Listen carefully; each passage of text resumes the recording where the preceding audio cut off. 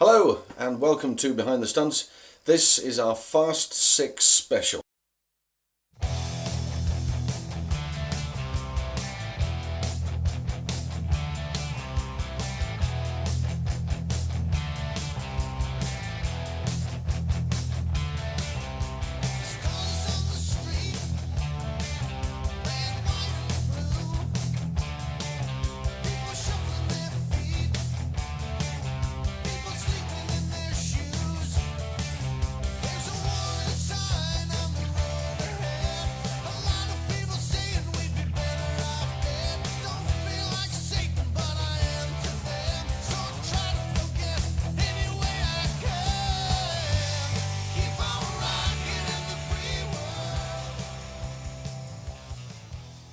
So here we are, it's Fast 6 time and it's only around the corner. So what we thought we'd do is a special show really dedicated to the Fast and Furious movies. They've been such a big success since Fast and Furious, The Fast and The Furious in 2001. And this sixth picture is particularly special for us because a large proportion of it is filmed in Europe. And a very large proportion of it is filmed in London, and in Liverpool, and in Glasgow. So, you know, they've come here, and consequently, we've been lucky enough to be in a situation where we have some sensational stunt people here who've collaborated on this movie.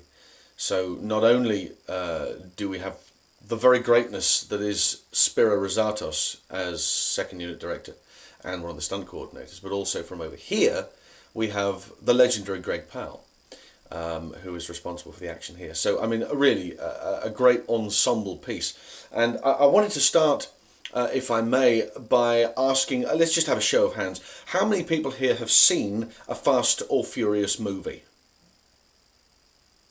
Alright, I get your point, put your hands down. The fact is that almost everybody has seen a Fast and Furious movie, and I went about it in a very strange way because I saw the first one, and then I saw the first one and the second one, and I missed the next two, and then saw 5, which confused me somewhat. And I don't know why I did that, because the first movie, of course, was famous for that incredible barrel roll with the Dodge Charger, and it really was an iconic image. It was the first time that a vehicle had pipe rolled and another vehicle passed under it at the same time, going in 2 separate directions. Filmed beautifully. Mick Rogers, of course, was the second unit director on that, and stunt coordinator with Chris Tuck. And an exceptional job was had by all, and that really did set the benchmark for action genre. From then on, they went on from that to the amusingly titled Too Fast, Too Furious, which came out in 2003, I think.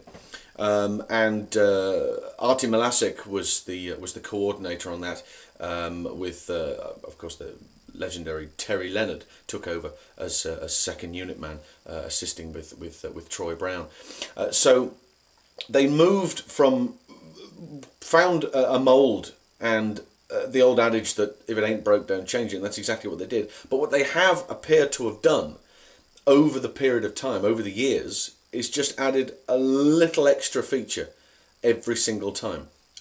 So if you're familiar with the movies, you'll know what to expect in Fast 6. It's going to be a roller coaster ride. It's going to involve high-powered vehicles and getting from A to B as quickly as possible, and a villain in some shape or form, but there's a twist. There's always a twist. Tokyo Drift, it was all of that. The drifting cars were just in at that time, and it hit the spot very, very quickly. You know, that sort of thing. And the Nitro thing, nobody had ever seen that. Oh, I hadn't seen it before until The Fast and the Furious, the first movie. It made a big, big difference. So if you haven't seen any Fast and Furious movies so far, where have you been? And if you haven't, and you think, you know, I've been reading some of the reviews and I've seen maybe a trailer or a bit of piece or whatever it is you've seen, I've put together a collection of all the best action sequences, all the best stunts from the first 5 movies. Alright, so if you haven't seen this, you're in for one hell of a ride. This is truly fast and incredibly furious. Have a look at this.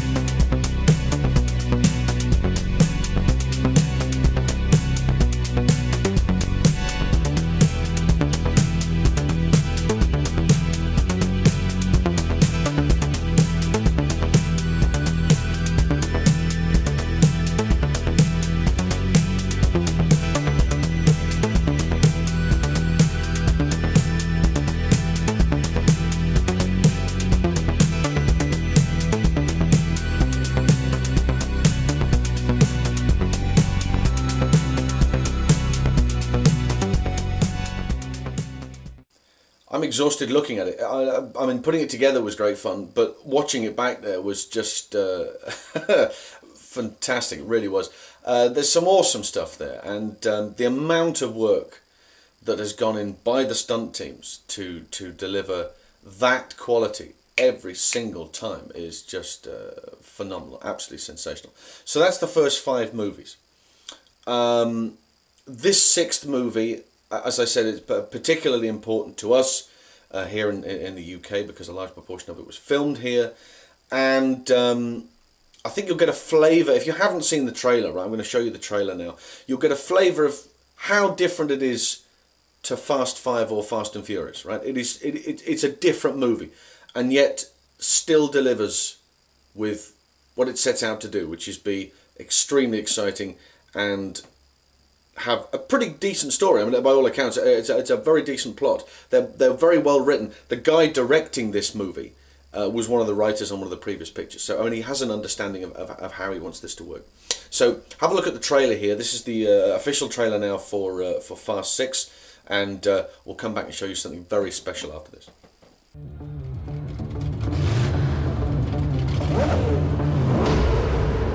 How's the life of a retired international criminal? I need your help, Dom. Last week, a team of highly coordinated drivers took down a military convoy. This most recent job graduated them to a whole new level. You're gonna help me catch the team responsible. Why is that, Hobbs? This was taken a week ago. He's messing with your head. Letty's dead, Dom. I need to know for sure. Then I'm going with you.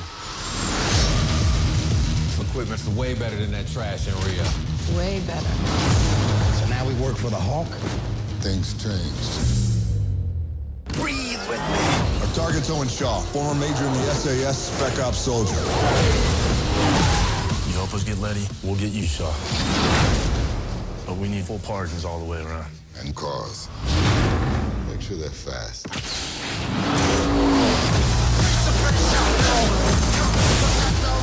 We talking vehicular warfare. I've never seen this before.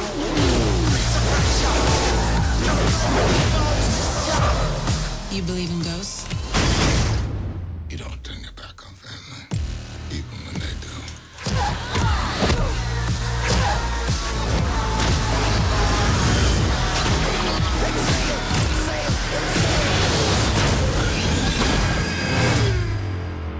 You really think you've won? This code you live by is about family.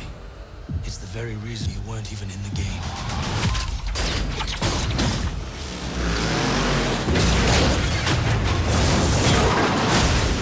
Damn.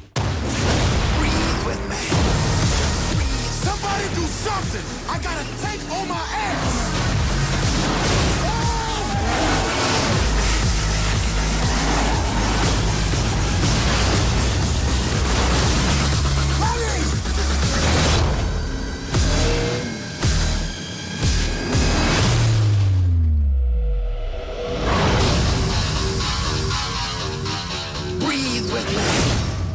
So you see from that it's going to be good. I mean, there's no two ways about it.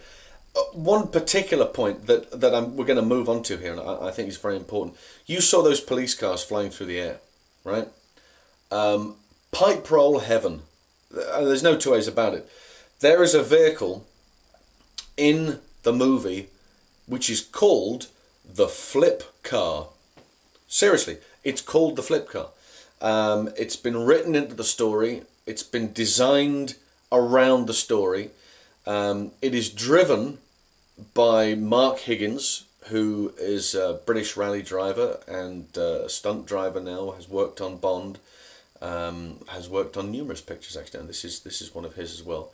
I'm going to show you a little featurette that will give you a better idea about flipping cars in this movie. I mean, we all know about flipping cars in other movies, but this movie, it's actually written into the plot that that's the way that it's dealt with. That's the way these vehicles are dealt with.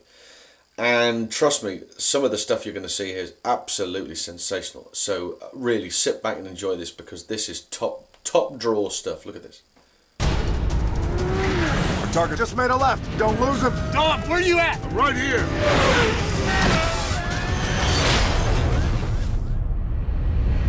So now we got cars flying in the air? When I saw the flip car, it just reminded me how this franchise comes up with new ideas, and it blows my mind. It's a beast. That car just looked super cool. Talking vehicular warfare. It's a whole different level. The flip car is something that Dennis and I, we've been kind of playing with. Justin said, I want something that's going to run head-on into vehicles and launch them into the air. The design came really from who Shaw is. Someone that will go right into the middle of a storm and demolish everything in its way. Stay on track.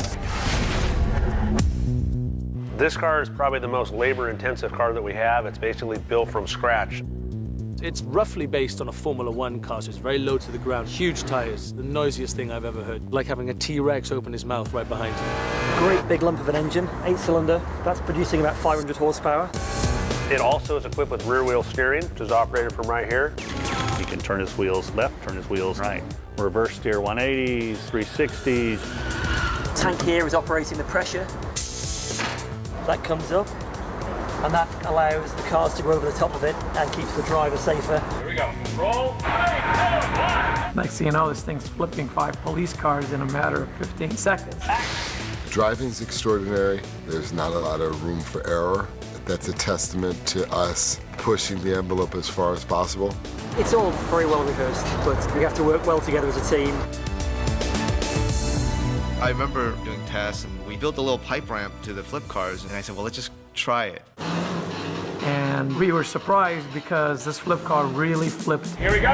the police cars. So the footage in the movie is actually 2 drivers going head-on with each other, and it really happened for real. The key is timing. My line's got to be within a couple of inches either side. If we get it wrong, the car won't flip. Justin saw the results of what we were able to do and goes, I want you to add more police cars. Flip more police cars, crash more police cars. When you see a car tumbling or flying through the air, rest assured that car is tumbling and flying through the air. That part is never CG. You're going to see some real vehicle carnage. I love the flip car. I think that's what keeps people on their seats wondering what kind of car they're going to have next. And we always surprise them.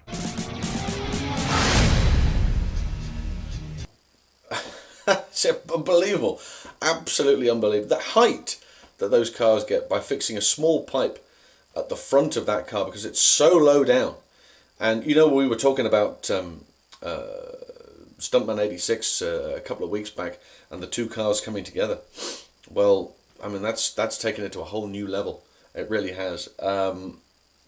Andy Gill really knows his stuff when it comes to vehicle coordination, and Greg Powell is a master at vehicle stunts. And as Spiro said there, when they saw the first one, and the director said, "I need to flip more cars." It's absolutely right. I mean, what a belter! Straight through the air, fantastic. The one in the tunnel is sensational too.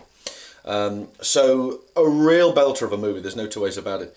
And there's hopefully, I believe, the franchise is going for 10. That's my understanding. The stuff that I've read so far, and the interviews that I've seen so far, there is a fast 10 option. Right, we're fast 6 at the minute. There's a fast 10 option. So this could still be going in 20 years' time if Vin Diesel's still about. So extraordinary stuff. Just as a point of interest, and once again, make a mental note of this if it pops up at any stunt quiz.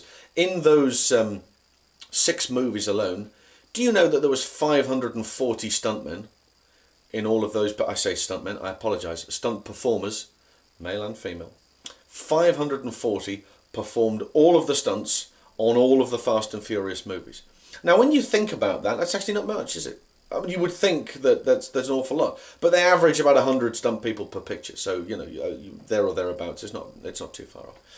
So anyway, just a little bit of info for the dark part of your mind there. Keep that until suddenly it's needed to come forcing forward. Now, what we're going to do at this point, this is our show reel section we're coming up to now. And show reel, stunt reel section, and I thought to myself, well, obviously, you know, it's a fast 6 special, and I remember seeing many years ago some brief footage, and it was only brief footage, of Spiro Rizatos, who had put together a compilation of the stunts that he had done when he was a child, trying to get into the business. So I've managed to get hold of it, and I thought, well, we'll show you that, because this will give you an insight into his determination to become a stunt performer. You're going to see this is all home movie stuff, right? This was filmed by friends of his, and I believe he's between 10 and 15 when this stuff takes place. He's doing the commentary, so he'll explain everything to you. But there are some things on here which are just extraordinary. I mean, truly extraordinary. So have a look at this, and we'll see after the break. Here we go. Hi, I'm Spiro. I'm going to take you back to where it all started.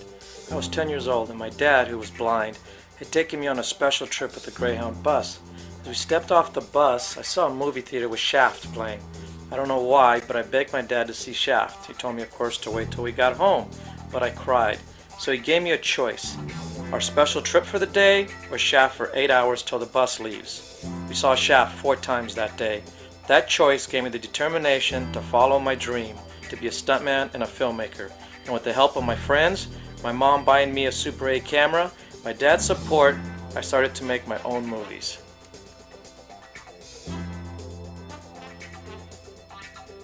As I turned 15, my stunts got bigger. Here's one where I jumped off a 2-story building with no pads to land on.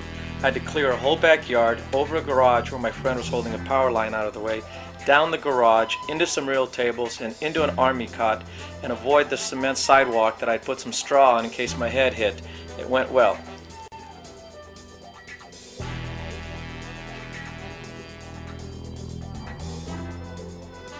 I practiced leaping on the ground to see how far I could go. Then I would take that test up to buildings and try it on buildings.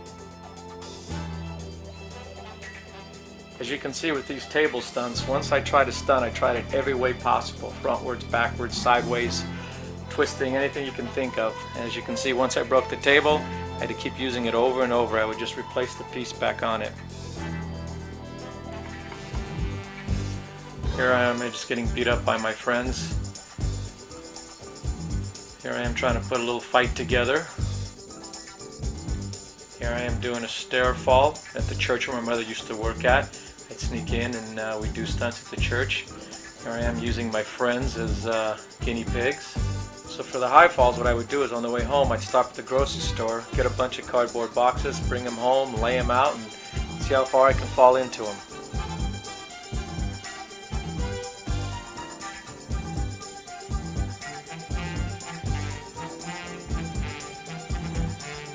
You can see I would borrow my friends' cars and see what kind of stunts I could do on them. And just come up with different ways of coming off the cars, going on them.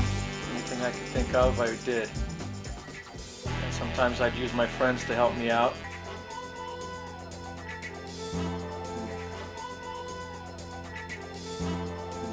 Like I said, I didn't have breakaway, so that was a real wood sign. Here I am doing a fire stunt. What I would do is when I was 12 and my mother would go to her friend's house, I'd go in my bedroom and take a bunch of Dixie cups and fill them with rubbing alcohol, lay out a blanket, and then I'd pour the rubbing alcohol over myself, light myself on fire, look in the mirror, and when I got hot, I'd jump into the covers and put myself out. Fortunately, I'd wear 2 pairs of pajamas and only burn through the first one, and that my mother never did buy me any silk pajamas. Speaking of my mother, you can see her here in the background screaming at me while I'm fighting with my friend.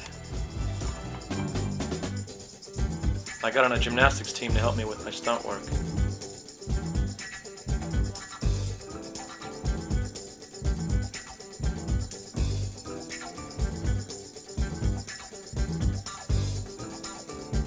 When I finally finished my Super 8 movie, I sent it to Hollywood. Greg Barnett, Mike Vendrell, and Buzz Bundy were the first ones to see it, and they told me all to come out and they'd help me.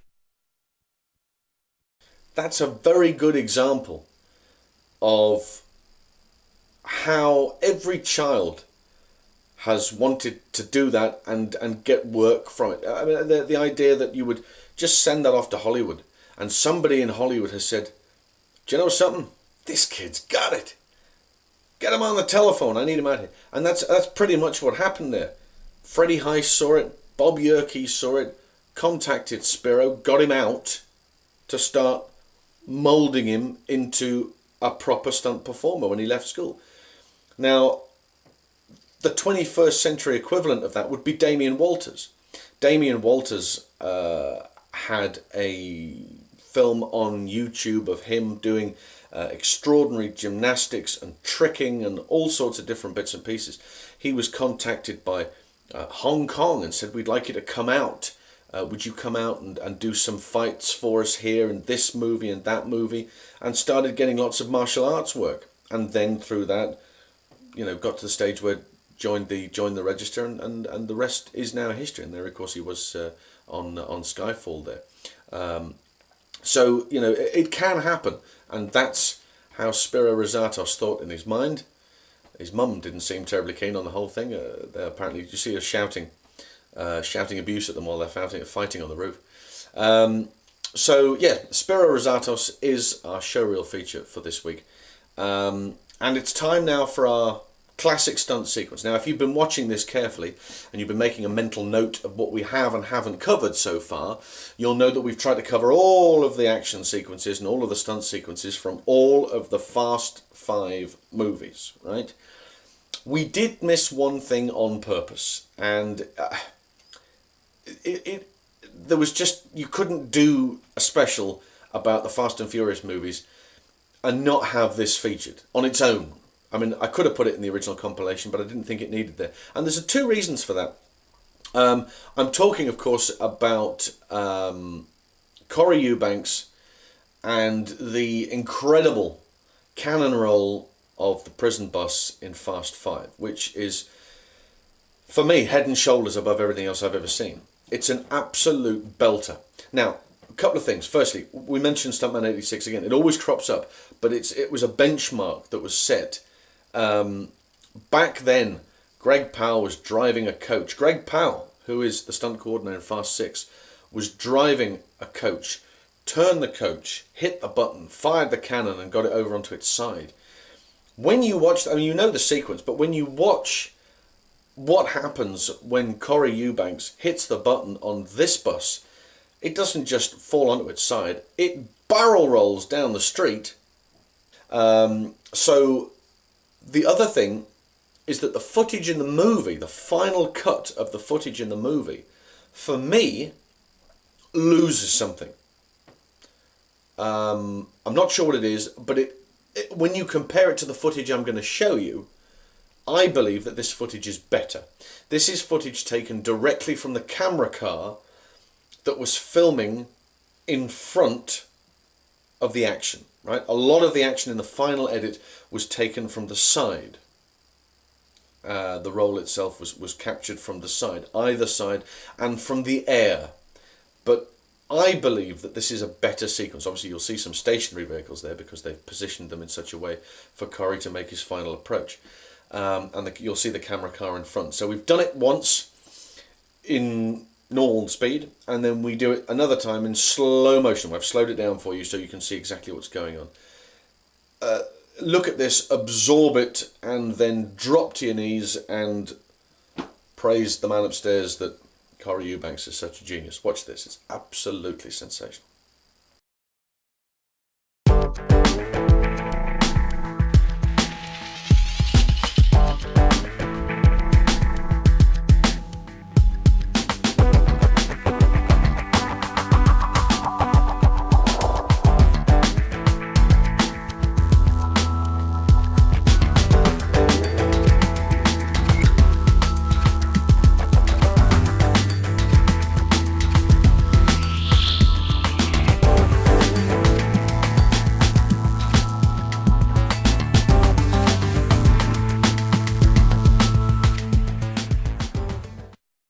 It is incredible.